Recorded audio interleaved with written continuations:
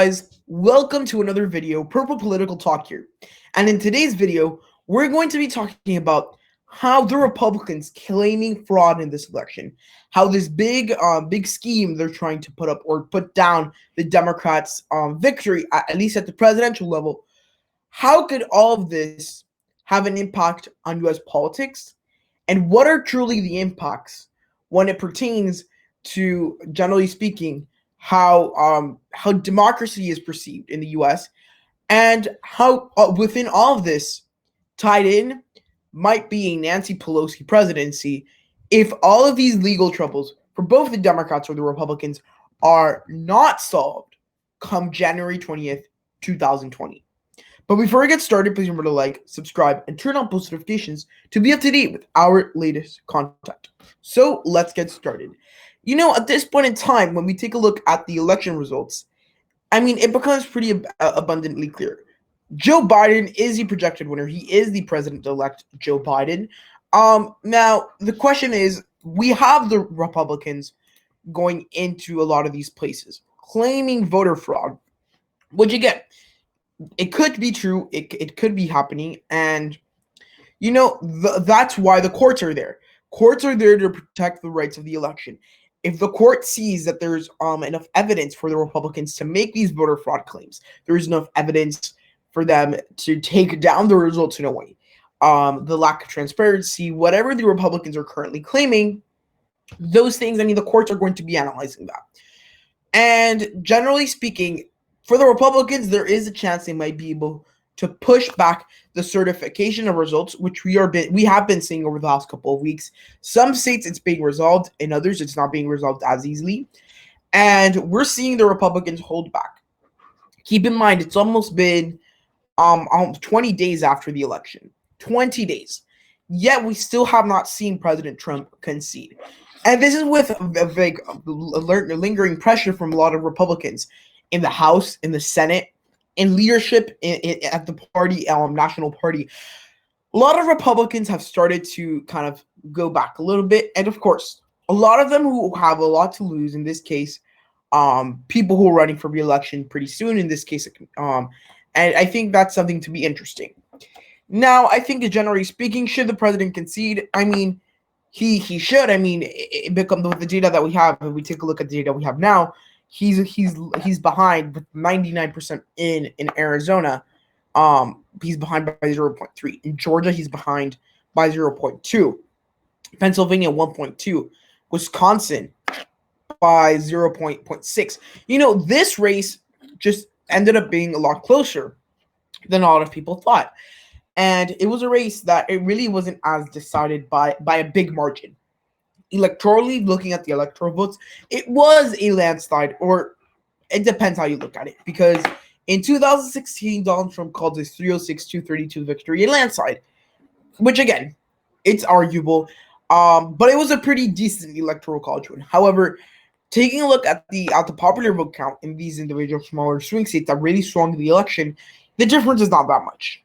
Maybe a couple 200,000 votes at most is what gave Biden this election, truly when it comes to the Electoral College. Now, first of all, we have to ask ourselves a couple questions. Can Donald Trump overcome these voter fraud claims? And two, how likely is it? And what will happen if they start pushing back as much as possible? So, first of all is, if there is widespread voter fraud, I think we could see the results shift definitely in Georgia. It's only 10 to 15,000 votes, or a little bit less, 13,000. So yeah, I think in Georgia, flipping that is easy if there's widespread voter fraud to the level the Republicans are claiming. And right now, I mean, Rudy Giuliani is the leader of that task force for voter fraud currently. So if the results, for example, in Georgia, they could overturn that, but that puts them at 290. Arizona's also decently close. If they can prove widespread voter fraud there, difference is 10,000 votes. Not huge, yet it's still pretty considerable. So that's another state. Now, what comes challenge for the Democrats or for the Republicans? They need to take either Wisconsin or Pennsylvania. That's going to be hard. Now, I think that what we might ultimately be in the battle for as a lot of these governors, especially since a lot of these states pretty much the exception of Arizona and Georgia, have Republican governors. And or they have Democratic governors, and they have state legislatures held, I think, in all these states, if I'm correct, I think with the exception of Wisconsin, state legislatures held by Republicans. So I think at this point in time, it's going to be a little bit tougher for the Democrats to hold on a little bit. They have the governorships, but state legislatures have a lot of power in this. So I think what we might ultimately be seeing, like I was saying, is the Republicans holding back as much as possible so they do not have to concede the election. And I mean, at the end of the day, it might take a big toll on them. So what happens in that scenario? That by January 20th, the results of the Electoral College haven't been officially certified. And essentially, two things are going to happen. First and foremost, we're going to be seeing if states partially send electors to the Electoral College, which is possible, but states like Georgia, Arizona, Pennsylvania, or Wisconsin, if those states refuse to go through and actually accept the results and to the Electoral College, then we might be in for a scenario that no candidate reaches 260 or 270 electoral votes when the votes are tallied up in the Electoral College. And we have a lot of states, and we've been looking at a lot of different things that are looking for faithless electors. We've seen that. And in Michigan, for example, Michigan GOP lawmakers are looking to give faithless electors. Which, again, is it the most ethical thing in a way in politics? No. Is it legal, though? It is completely legal. At the end of the day, if the public could say one thing, but faithless electors could go completely different route.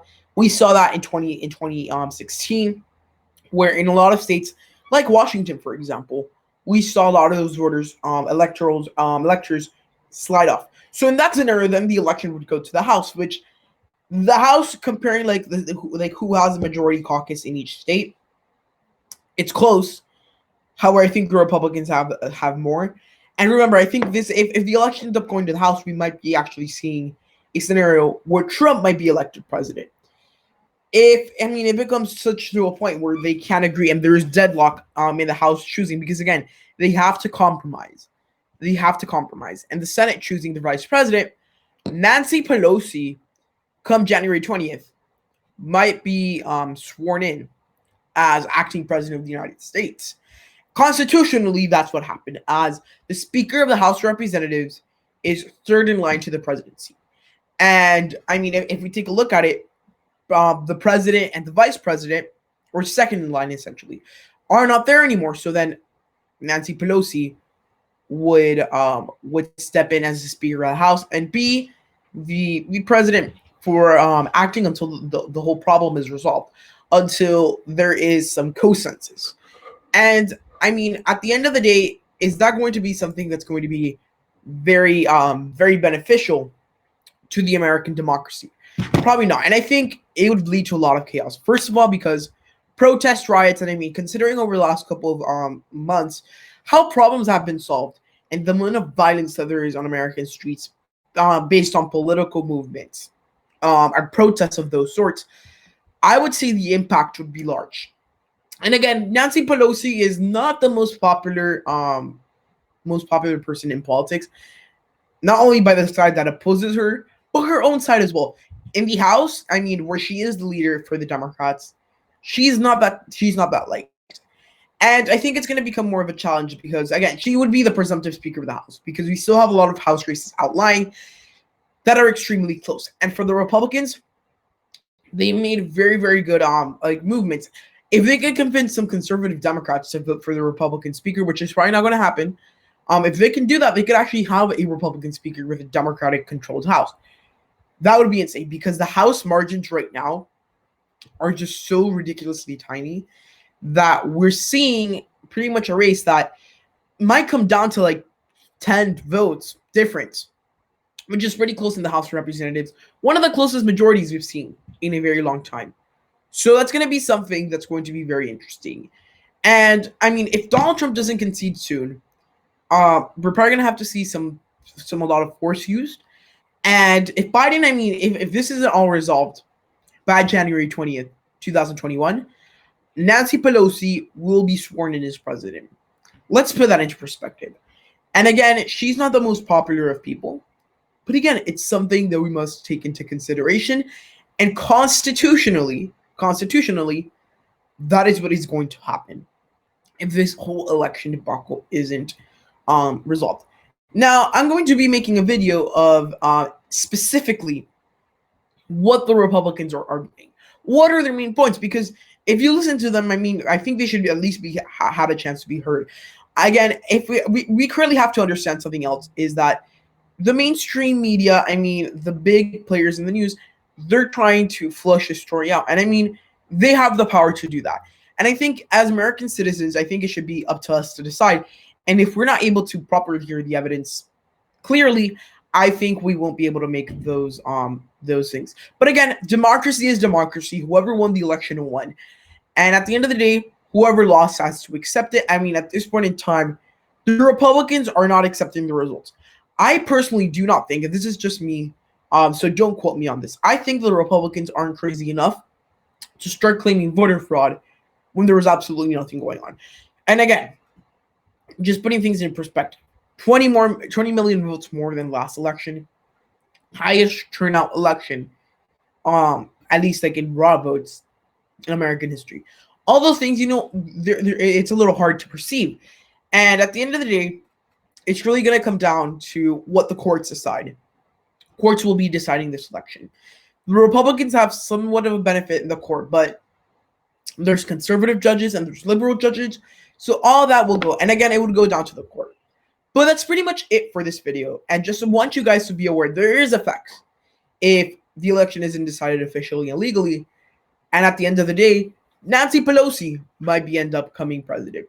So guys, I hope you enjoyed the video. If so, please give it a huge thumbs up, like, subscribe, and turn on post notifications to be up to date with our latest content.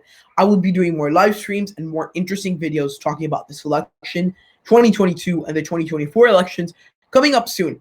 And that is it for this video. Hope you guys enjoyed it, and goodbye.